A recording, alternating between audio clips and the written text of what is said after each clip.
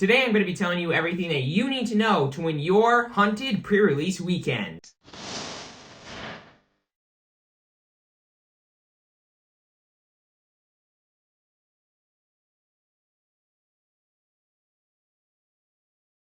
Hello and welcome to the table, and today I'm going to be going over the general things you need to know, the equipment you need to be looking out for, the generic cards you need to be looking out for, the hero staples that you're going to be wanting to look out for, and depending on what heroes you're playing, sweet looking Draconic cards. So let's get into things, talking about first the general things that you need to know for this set in a pre-release setting. And first things first, marking is incredibly important.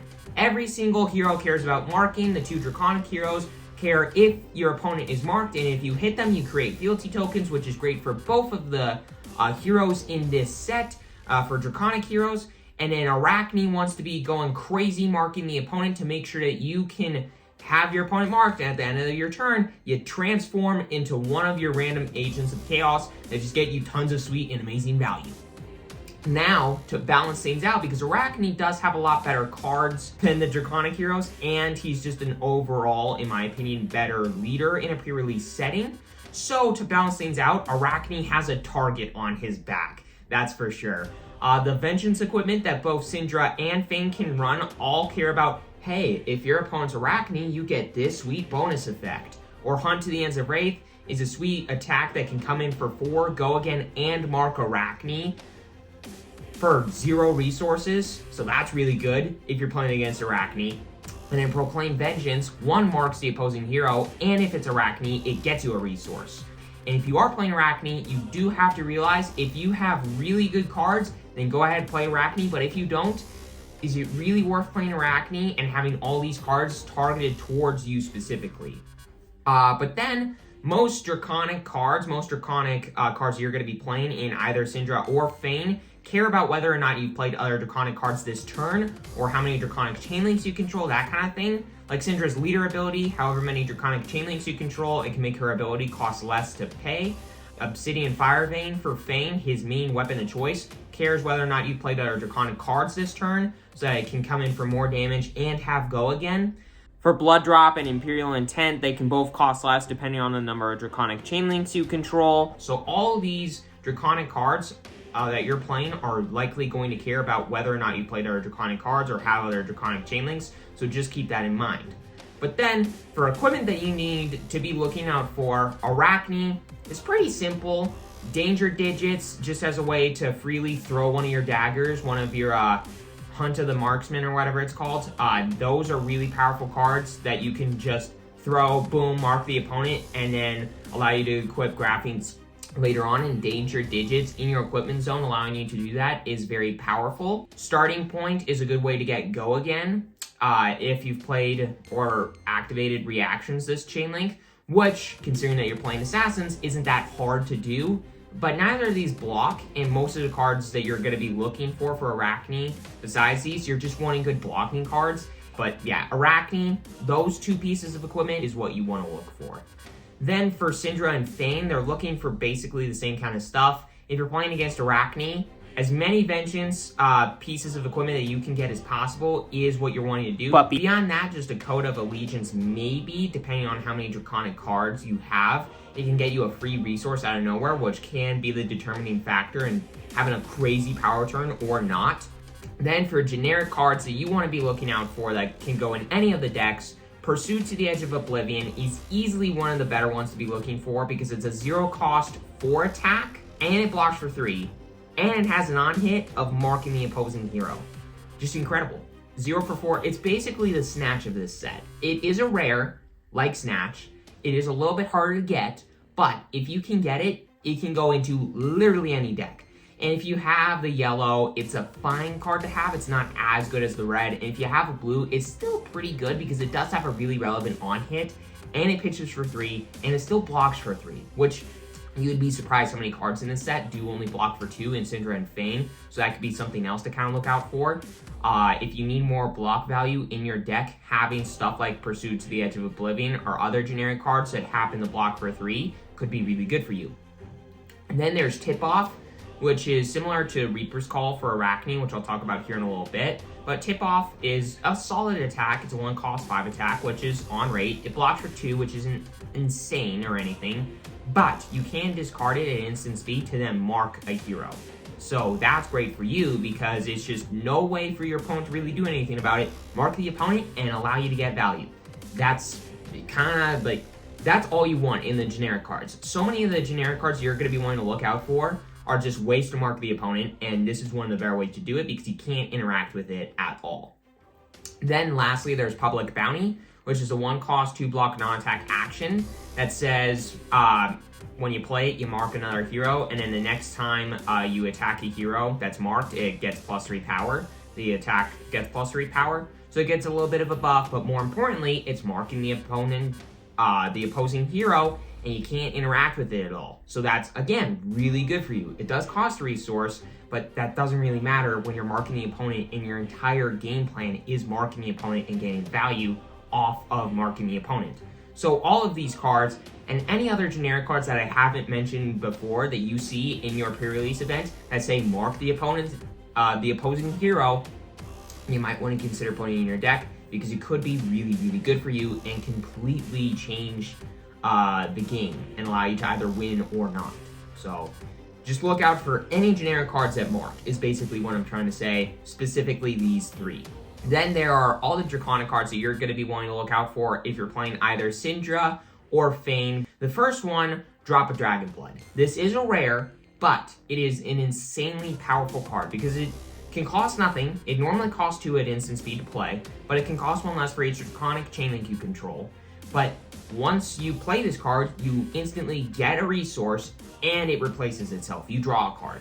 So you can go down no cards in hand, basically, and go up a resource depending on how many Draconic Chainlinks you control, which even though that's a little bit harder to pull off in a limited setting, I still think it's worth enough to play this card because it can just get you so much value. It's not even funny. Then there is for the Drakai, / for the Emperor, / for the Realm. They're all very similar cards. They all block for 3, and they're either a 0 for 4, a 1 for 5, or a 2 for 6. None of them have Go Again, but they do all read on attack. If the opponent's marked, then you create a fealty token. So 1, if the opponent's marked, both Cindra and Fang say, if you hit a marked hero, you create a fealty token. These on attack, if the opponent is marked, you create a fealty token. So they can make a fealty token, and if they hit, they can make you another fealty token, which is insane value for you if you're playing either Cindra or Fang, and all of these are commons.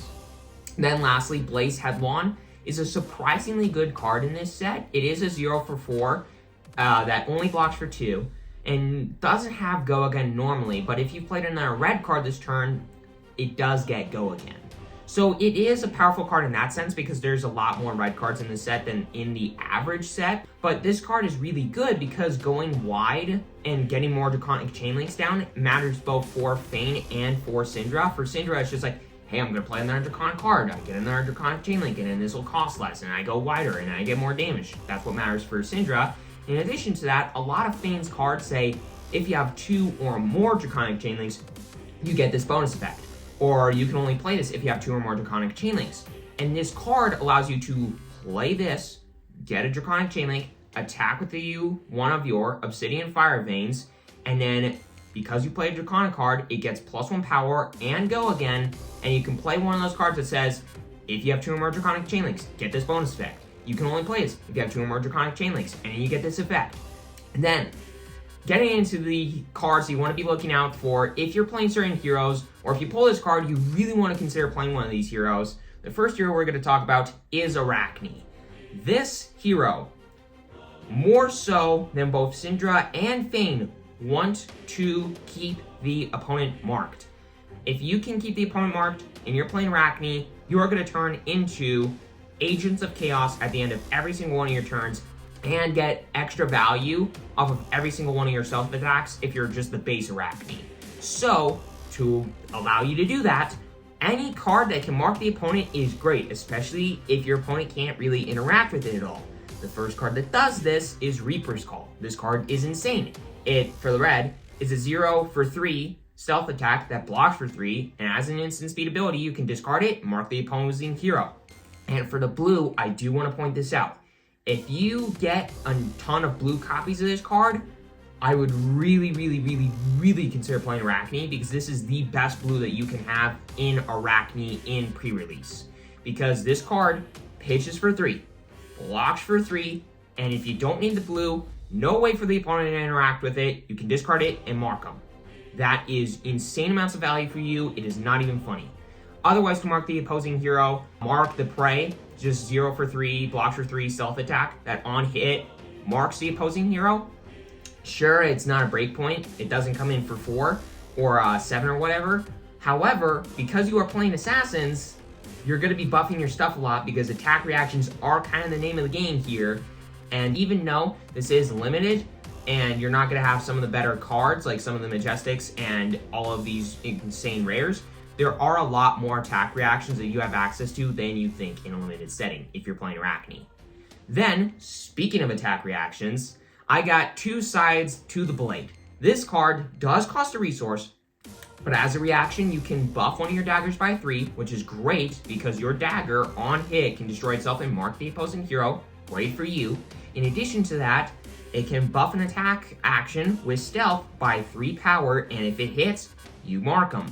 That's great for you. Then, some really good interaction to be looking out for that are commons, by the way, Mark of the Black Widow / Mark of the Funnel Web. These cards are insane. Mark of the Black Widow and Mark of the Funnel Web are both 0 cost, 3 attack, 3 blocks with stealth. But Mark of the Black Widow has this on hit that banishes a card from the opponent's hand, which is insane interaction on a common, might I add. And then Mark of the Funnel Web is the same thing. Instead of banishing a card from a hand, it banishes a card from the arsenal, which is really good value for you. But then another thing to kind of take note of is in this set, similarly to heavy hitters, how there was warrior / brute cards, or warrior / guardian cards. You know, there are similar kind of cards in this set. There are assassin / ninja cards that primarily care about getting back daggers from your graveyard and then throwing those daggers. And then there are assassin / warrior cards, which generally are buffing your daggers and then sometimes marking the opponent as well. So just keep that in mind too, if you're playing Arakni. Then let's talk about Cindra and the cards to be looking out for if you are wanting to play Cindra, or that might push you towards playing Cindra if you get enough of these cards. So in addition to all the cards I've talked about already that target Arakni specifically, or some really good Draconic cards, or some generic cards, her legendary, Wrath of Retribution, is insane.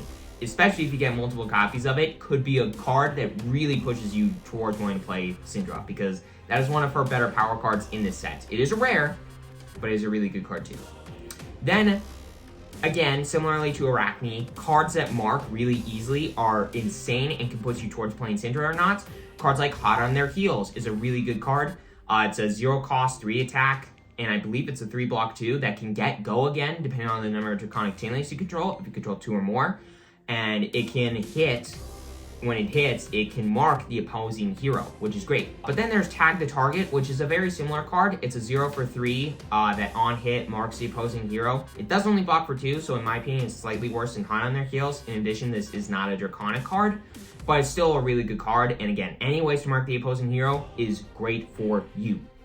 The Art of the Dragon cycle is also great. They're all ninja cards. They're not Draconic ninja cards, but they are all really solid cards. They all cost 1 resource, attack for 5, and they do block for 3. But these Art of the Dragon cards, if they are Draconic, get some sort of crazy effect, either dealing 2 damage to the opposing hero, or getting rid of cards from their arsenal, or shrinking their equipment, and then maybe even destroying their equipment. And similarly to Arakni, there are those assassin / ninja cards that care about throwing daggers and then returning them, retrieving them back to your hand, or to the board. If you get enough of those and you don't have enough ways to do the recurring or the throwing, definitely look out for those too.